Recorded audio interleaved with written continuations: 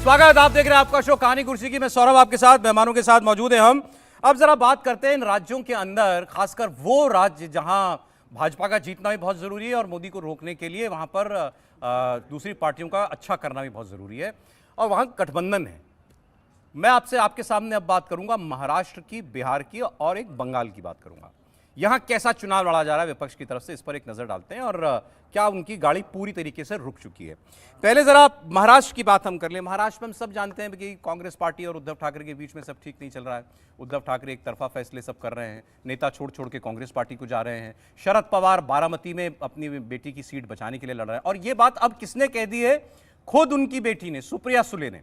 सुप्रिया सुले ने कहा कि इस वक्त जो भाजपा करना चाहती है उसका एक ही लक्ष्य है, किसी तरह बारामती के अंदर शरद पवार को घेरो, शरद पवार को बारामती के अंदर खत्म कर दो, लेकिन ऐसा हम होने नहीं देंगे। और उनसे लड़ कौन रहा है चुनाव में? उनसे लड़ रही है अजीत पवार की, मतलब उनके जो चचेरे भाई हैं उनकी पत्नी सुनेत्रा पवार उनके सामने मुकाबले के अंदर है। और अजीत पवार और भाजपा ने पूरी ताकत झोंक रखी कि इस बार बारामती हमको, जो लगभग 2 दशक से अगर मैं गलत नहीं हूं तो वो शरद पवार के पास, उनके परिवार के पास वो सीट है और वो कह रहे हैं कि इस बार शरद पवार बारामती भी हारेंगे। आप सुप्रिया सुले की बात जरा सुनिए। आणि महाविकास आघाडीच्या 48च्या 48 सीट आपण पूर्ण ताकदीने लढतोय। त्याच्यामुळे कोणी असं समजू नये की त्यांना जे आधी वाटत होतं की फार सोपं आहे, तेवढं सोपं राहिलेलं नाही। बारामतीत बघा ना केवढी आदळआपट चालली आहे, ह्याला धर त्याला धर, त्याला धर त्याला धर, आणि सगळी सगळी माझ्या विरोधात एक झालेत, सगळे पुरुष माझ्या विरोधात एक झालेत। East India company, Bhajpa east India company की तरह समझ में आया, जरा बता भी दीजिएगा क्या हिंदी में बोलना उन्होंने? उसका कहना था कि भारतीय जनता पार्टी पूरी 48 की 48 सीटें जीतने की कोशिश कर रही, तैयारी कर रही है और सारे पुरुष मेरे खिलाफ इकट्ठे हो गए और ये एक ईस्ट इंडिया कंपनी बन गई है शरद पवार के खिलाफ, जो बारामती से हमको हराना चाहती है। अच्छा, और मुझे तो लग रहा है कि बारामती को जब इनके ध्यान में भी बारामती घूम रहा है, बारामती घूम रहा है। शरद पवार के पास सब कुछ चला गया, सिर्फ बारामती बचा हुआ है। एक बेटी सांसद उनके पास बची हुई है, इसके बाद शरद पवार के पास ना राष्ट्रवादी का संगठन बचा है, ना नेता बचे, ना परिवार के ज्यादा लोग बचे हुए। और शरद पवार भी इस बात को जानते हैं कि अगर उनकी बेटी इस बार अगर बारामती से चुनाव हार जाएगी तो उनका राजनीतिक कैरियर खत्म हो जाएगा। लेकिन एक बात ही बता दूं कि अमित शाह जी ने बहुत स्पष्ट कर दिया था अजित पवार को कि बारामती में आपको बहुत मजबूती से लड़ना है। आप ये मत सोचना कि वहां शरद पवार का गढ़ है, उनकी बेटी लड़ रही है, परिवार के लोग लड़ रहे हैं। ये युद्ध है महाभारत का, यहाँ पर हमें धर्म युद्ध लड़ रहे हैं, हमें यहाँ पर ताकत से लड़ना है। अगर आप नहीं लड़ सकते हो तो हमें बता दीजिए, हम अपना उम्मीदवार देंगे और बारामती की सीट जीतेंगे। बारामती की हालत है क्या अभी चुनाव की? बारामती की क्या आपको लग रहा है अभी स्थिति चल रही चुनाव? नहीं, मुझे लग रहा है कि भारतीय जनता पार्टी और अजित पवार का स्ट्रांग वहां पर मजबूत रहेगा। देखिए अजित पवार बहुत मजबूत है, अजित पवार वहां से विधायक भी है और संगठन पूरा शरद पवार ने अजित पवार के ऊपर छोड़ा हुआ था। इसमें कोई दो राय नहीं कि अजित पवार का एक बड़ा आधार वर्ग है, लेकिन अजित पवार के साथ सबसे बड़ी ताकत वहां पर भारतीय जनता पार्टी का जो संगठन है वहां पर मजबूत है, वो जुड़ रहा है। शरद पवार का समस्या है कि शरद पवार के साथ उद्धव ठाकरे बारामती में कोई मदद ये कहने का लेकिन क्या मतलब था उनका कि सारे पुरुष मेरे खिलाफ खड़े हो गए, इसका क्या मतलब हुआ?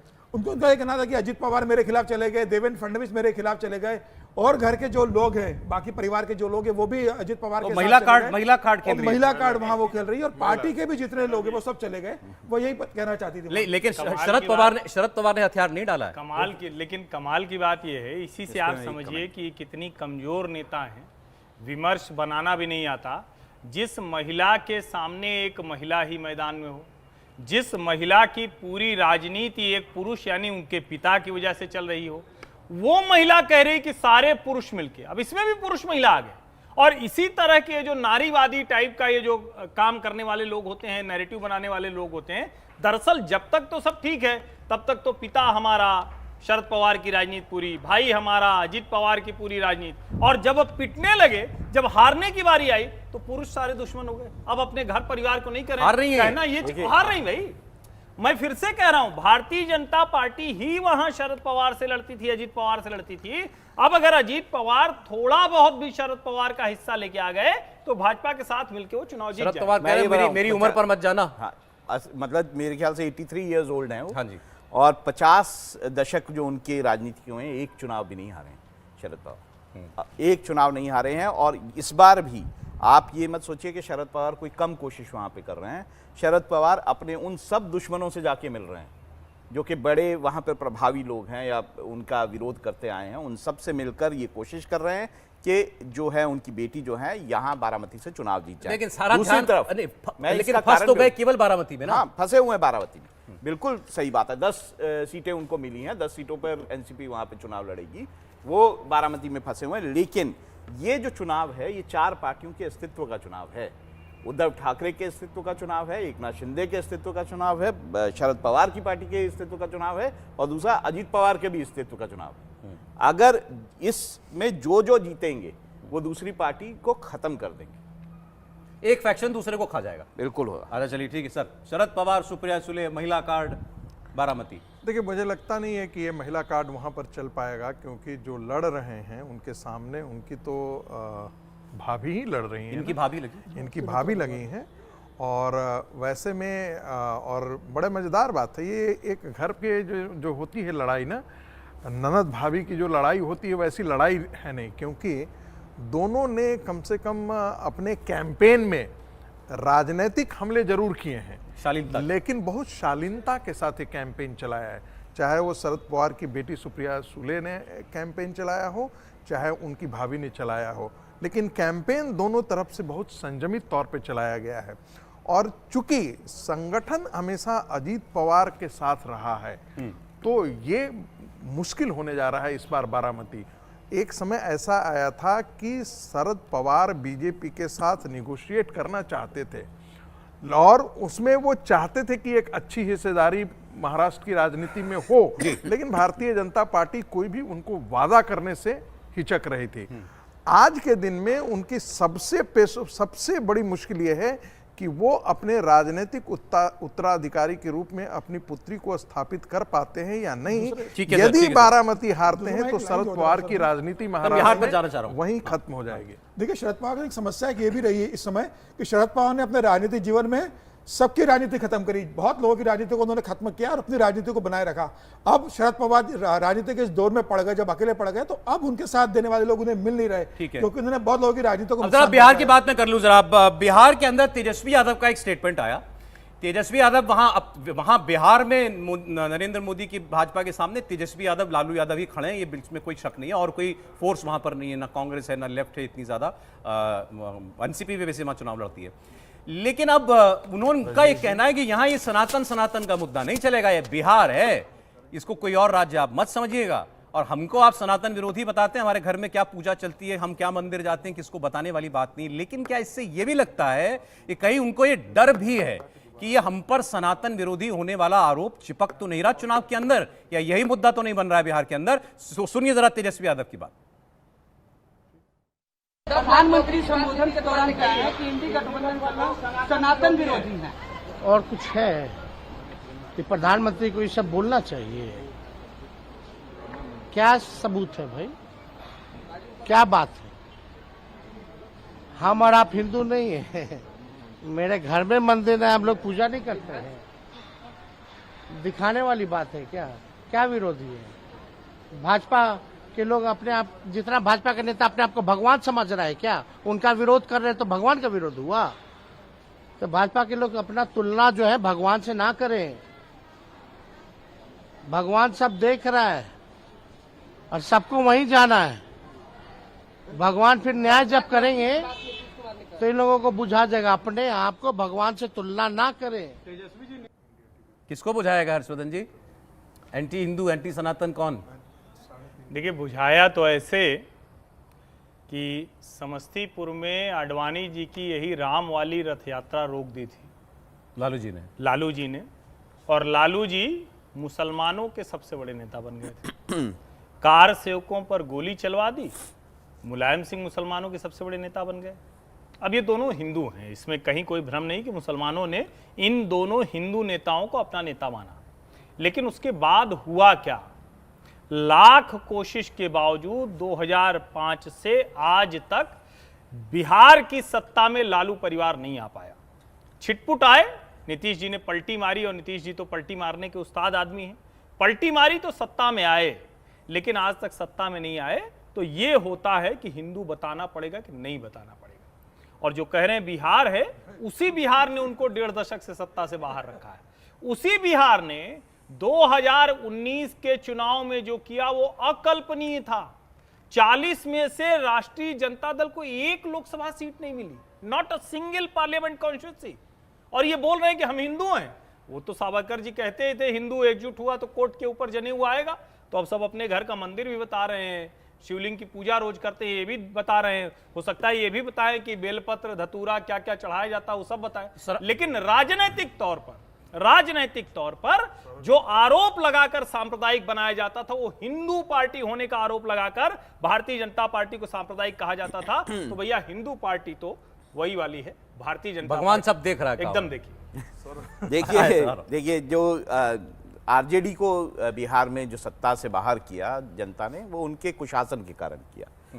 बिहार हम जानते हैं कि बहुत ही ज़्यादा जो है वो जातियों में बटा हुआ समाज है, और वहाँ पर जो पूरी तरह से अगर जब इलेक्शन होता है तो जातियों के आधार पर बहुत ज़्यादा वोट होता है। हिंदू मुसलमान का कार्ड बहुत कम होता है। अगर हम सीमांचल का इलाका जो है वहाँ पे देख लें तो थोड़ा बहुत वहाँ पे कुछ कॉन्स्टिट्यूंसीज हैं जहाँ पे मुस्लिम प्रभाव बहुत ज़्यादा है, बहुत बहुल्य में मुस्लिम समाज है, वहाँ पे ऐसा होता है। लेकिन इस पूरे वैसे बिहार में अगर आप देखेंगे तो इस तरह से वोट नहीं होता, जातियों के आधार पर वोट होता है, जिसकी राजनीति आज तक आप कह रहे हैं कि अखिलेश तेजस्वी यादव कुछ हद तक सही है कि यहाँ ये सनातन एंटी सनातन नहीं चलेगा। मतलब मुझे ऐसा नहीं लगता कि आप आरजेडी को कोई हिंदू विरोधी जो है करार दे पाएंगे वहाँ। ठीक है, ठीक। हाँ जी, लालू यादव तो हनुमान जी के भक्त बताए जाते हैं। देखिए, जब आपने देखा होगा दुकान पर कई बार लिखा होता है कि हमारे यहाँ शुद्ध घी मिलता है, ठीक है। जब आपको ये बताना पड़े लिख करके बड़े बड़े पोस्टरों में कि हमारे यहाँ डालडा नहीं शुद्ध घी मिलता है, तो कौन करता है ऐसा, जिसके बारे में ये स्थापित हो गया है कि वो डालडा ही बेचता है, तब अपने रेपुटेशन को ठीक है। कौन जाकर के बता रहा है? क्या भारतीय जनता पार्टी कभी जगह के बताती कि मैं हिंदुत्व पार्टी हूँ? तो ये बोलता है? नहीं बोलता है। किनको बताना पड़ रहा है? कांग्रेस पार्टी के युवराज को बताना पड़ता है जनेऊ ओढ़ करके कि हाँ मैं हिंदू हूं, मैं अमुक गोत्र का हिंदू हूं, मैं शिव भक्त हिंदू हूं। लालू प्रसाद की पार्टी को बताना पड़ता है कि हमारे यहाँ आजकल देखा होगा आपने कि जब वो चुनाव का नामांकन करने जा रहे थे तब भी अपने घर के मंदिर में सारे पिता पुत्र पुत्री सारे मिलकर के पूरा परिवार जो है वो मंत्रोच्चार के साथ पूजा कर रहे थे। उसका वीडियो बड़ा वायरल हुआ था। ये उन्होंने जानबूझ करके एक राजनीतिक संदेश देने की कोशिश की है। देखिए, इसमें कोई दो राय नहीं है कि वहाँ पर मुस्लिम बहुत बड़ा एक वोट बैंक है, जिसे वो साधने के लिए उन्होंने सब कुकर्म किए हैं बिहार की राजनीति में। लेकिन जहाँ तक हिंदू का सवाल है, जातियों से बाहर जाकर के हिंदू उनके साथ खड़ा नहीं हुआ है। और यदि आप देखेंगे उनका काम जाति से ही चल जाता है। नहीं, देखिए, चल जाता था, चलता है नहीं। 2004 के बाद के पंचायत चुनावों का यदि आप ट्रेंड देखेंगे तो जो दलित हैं वो अपर कास्ट के साथ सोशल कोएलिशन कर रहा है बिहार के अंदर, क्योंकि जितने ज्यादा एट्रोसिटीज हुए हैं वो कोई अपर कास्ट से वहां पर नहीं हुआ है, वो यादवों ने किया वहां पे। नतीजा ये है कि जो पंचायत के चुनाव आप देखेंगे कि पंचायत में तो उनका साथ हो जाता है, लेकिन पंचायत समिति या जिला समिति में आप जाकर के आप देखेंगे तो अपर कास्ट और जिसे आप कहते हैं कि दलित, इन दोनों का कोएलिशन हो रहा है। और यही सक्सेस स्टोरी है भारतीय जनता पार्टी का भी विधानसभा में और लोकसभा में। और ये एंटी सनातन वाला आरोप चल जाएगा बिहार में? बिल्कुल चलेगा, चल रहा है। अरे उन्होंने एक नीतीश कुमार के ऊपर हमला बोला तेजस्वी यादव ने। दरअसल हुआ क्या, एक सभा के अंदर उन्होंने मोदी जी के पैर छू लिए नीतीश कुमार ने। तस्वीर दिखा दीजिए जरा। उस पर तेजस्वी यादव ने कहा तो बिहार का अपमान है, हमारा नेता जाकर के मोदी जी का पांव छू रहा है, इससे बड़ा अपमान और क्या हो सकता है बिहार और बिहारियों का? अरे नीतीश जी भुला गए होंगे, ऐसे भूल गए होंगे, ध्यान नहीं रहा होगा। कहे तो उन्होंने ये भी दिया था कि 4000 एमपी जीत जाएंगे। भूल गए होंगे नीतीश जी। नहीं, देखिए, कई बार उनका अपने से बड़े लोगों को पैर छू लेना ये हमारी परंपरा का हिस्सा है भाई। ये कोई अनोखी बात थोड़े है। आप देखें, अब थाली छीन ली थी, थाली छीन ली थी नीतीश कुमार ने मोदी जी के साथ आने पर। रीढ़ विहीन नेता है नीतीश कुमार। सर देखो, नीतीश कुमार को पहली बार प्रधानमंत्री नरेंद्र मोदी से मिलते और पैर छूते तो कोई आपत्ति नहीं थी। 50 बार इसके पहले मिल चुके हैं। और नीतीश कुमार और प्रधानमंत्री नरेंद्र मोदी की उम्र का अंतर देखो तो सिर्फ 5 महीने का है। 5 महीने से ज्यादा का फर्क नहीं है दोनों की उम्र में।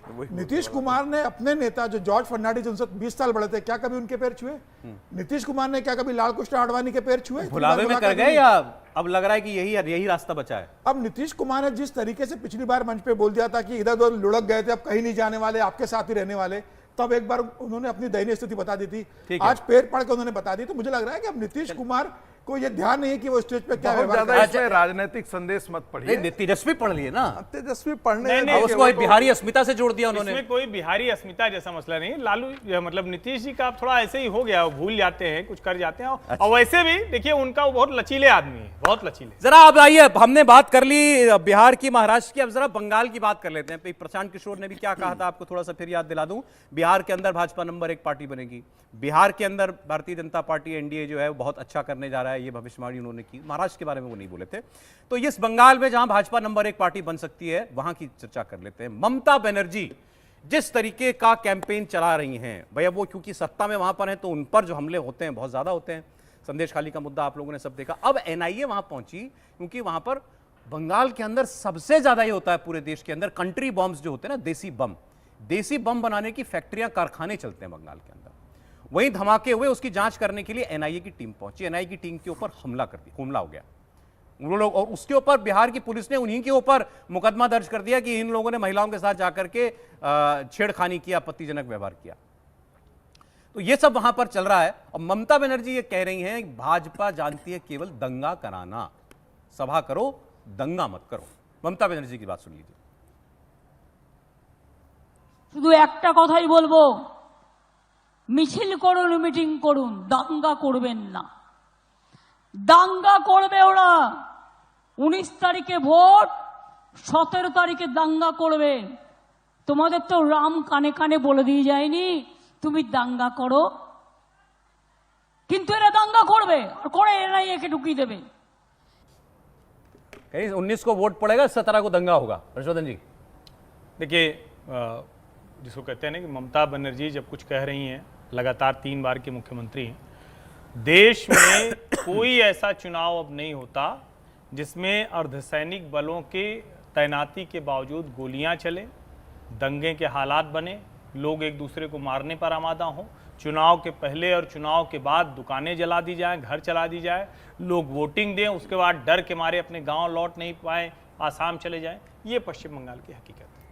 तो अगर वो कह रही हैं कि 19 को वोट पड़ेगा और 17 को दंगा होगा, तो चुनाव आयोग को अर्धसैनिक बलों की नियुक्ति जरा बढ़ा देनी चाहिए। तृणमूल कांग्रेस के गुंडे कुछ भी कर सकते हैं। एनआईए पर और अगर हमला हो मुख्यमंत्री, इसीलिए तो कह रहा हूं, एनआईए की टीम पर हमला हो जाता है, ईडी की टीम पर हमला हो जाता है और उसे मुख्यमंत्री जस्टिफाई करती हैं। और ये तो वही मुख्यमंत्री है ना, इसके पहले भी तो राजीव कुमार जो कमिश्नर था उसके पक्ष में वो धरने पर बैठ गई थी कलकत्ता में। तो ममता बनर्जी ये चुनाव 2024 का बहुत बुरी तरह से पीछे जाती हुई दिख रही हैं और वो उसके लिए कुछ भी कर सकती हैं। अगर संदेश खाली के गुंडे को बता सकती हैं शेख शाहजहां को, तो अब वो कुछ भी करने पर आमादा है। और मुख्यमंत्री अगर इस तरह से बात करता है दंगे की और दूसरी, तो इसका मतलब कहीं न कहीं ये सरकारी हमने एक मशीनरी सर्वे को आपको भी कुछ दिनों पहले दिखाया था, ओपिनियन पोल, उसमें भी यही बात सामने आई थी जो आप प्रशांत किशोर कह रहे हैं कि इस चुनाव के अंदर बंगाल में number 1 party Bharatiya Janata party जो है वो बन सकती है। क्या उसकी कोई आशंका दिख रही ममता बनर्जी? खैर, प्रशांत किशोर ने तो ये भी कहा था कि तेलंगाना में बीआरएस जीत रही है, पर एनीवे वो अलग बात मैं है। तो अपने सर्वे की बात कर रहा हूं। तो मैं ये कहूँगा कि देखिए, ममता बनर्जी को एक तो इस तरह की बातें नहीं करनी चाहिए। 17 तारीख को मेरे हिसाब से रामनवमी है और उस दिन अगर ये कहती हैं कि बीजेपी दंगा कराएगी, तो मुझे लगता है कि ममता बनर्जी को सोच समझ के बात करनी चाहिए। एक तो वहाँ पे लोगों के बीच डिवाइड नहीं करना चाहिए कि जिस तरह से मुस्लिम हिंदू डिवाइड करने की वो पूरी तरह से कोशिश कर रही हैं कोशिश, बिल्कुल पूरी कोशिश कर रही हैं। वो मुस्लिम हिंदू डिवाइड कर रही हैं। वो ये भी कहती हैं कि जो बीजेपी है वो एनआईए बीजेपी के साथ मिली हुई है और उस कारण से जो है यहाँ पर आके रेड्स करती हैं। और जब एनआईए या बाकी सेंट्रल टीम्स पे ऐसे में हमला होता है तो शक कहीं ना कहीं ये पैदा होता है कि क्या राज्य सरकार तो इसको सुनियोजित तरीके से नहीं करवा रही, क्योंकि राज्य सरकार ये अगर मानती है, मुख्यमंत्री ये मानती हैं कि भाई ये जो केंद्रीय एजेंसियां हैं ये बीजेपी से मिली हुई हैं, तो ऐसे में इस तरह के हमले होना और शक पैदा करता है। मुझे लगता है ये सही नहीं। ममता जी का डर है या वाकई केंद्र कोई वहां पर दंगा मस्ती कर रहा है? नहीं, केंद्र तो कुछ भी नहीं कर रहा है। हाँ, ममता बनर्जी सिर्फ राजनीतिक लड़ाई नहीं लड़ती हैं। जब वो राजनीतिक लड़ाई लड़ती हैं तो उसमें सारी ताकत झोंक देती हैं, उसमें हिंसा भी जायज़ है। आपको याद होगा कि जब पंचायत चुनाव हुआ था उसके बाद बंगाल में कितनी हिंसा हुई थी। बाद में लोग भाग करके वहाँ पे जो है वो छत्तीसगढ़ के अंदर, आसाम गए थे, आसाम के अंदर और झारखंड के अंदर लोग भाग गए थे। तो वो जरूर चाहेंगे कि वहाँ की पॉलिटिक्स में पोलराइजेशन हो और मुस्लिम वोट एक तरफा जो है उनके लिए वोट करे। वो जो 33% का आंकड़ा है, भारतीय जनता पार्टी -33 से शुरू होती है बंगाल की राजनीति 33 से में। शुरू करती है और वो 33% से शुरू करती हैं। उनको मात्र हिंदुओं का 10% वोट चाहिए, इससे ज्यादा नहीं चाहिए। तो ये जो उनका जो कैलकुलेशन है ममता बनर्जी का, उसी को ध्यान में रखते हुए वो अपनी राजनीति बंगाल छिन रहा है क्या लोकसभा में ममता बनर्जी से? बिल्कुल, भारतीय जनता पार्टी सबसे बड़ी पार्टी बनेगी बंगाल के लोकसभा चुनाव में। और मुझे लगता है कि ममता बनर्जी के मुख्यमंत्री रहते बंगाल के अंदर निष्पक्ष चुनाव होने की संभावना बेहद कम है। केंद्र सरकार को और केंद्रीय एजेंसी को इस बात का ध्यान रखना चाहिए कि जब तक ममता बनर्जी मुख्यमंत्री रहेगी, मुझे लग रहा है कि ममता बनर्जी, और ये तो 7 चरणों में चुनाव होने वाले हैं, 19 तारीख से लेकर 1 जून तक 7 चरणों में बंगाल के अंदर चुनाव होने वाले हैं। उसके बाद भी ममता बनर्जी सारे हथकंडे अपनाएगी कि किस तरीके से सीटें बढ़ाई जाए। मुझे लग रहा है इस बार केंद्र एजेंसी को बहुत सतर्क रहना पड़ेगा, ममता बनर्जी से इस चुनाव को बचाना पड़ेगा, क्योंकि ममता बनर्जी जानती है कि इस बार भारतीय जनता पार्टी सबसे बड़ी पार्टी बनने जा रही है और ममता बनर्जी बंगाल में सबसे बड़ी लड़ाई हारने जा रही है। ठीक।